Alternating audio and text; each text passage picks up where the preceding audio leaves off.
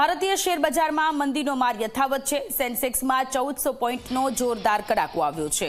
73,000ની સપાટી પર પહોંચ્યું સેન્સેક્સ। નિફ્ટીમાં પણ 400 પોઈન્ટનો ઘટાડો આવ્યો છે। સોના ચાંદીના ભાવમાં પણ કડાકો નોંધાયો છે।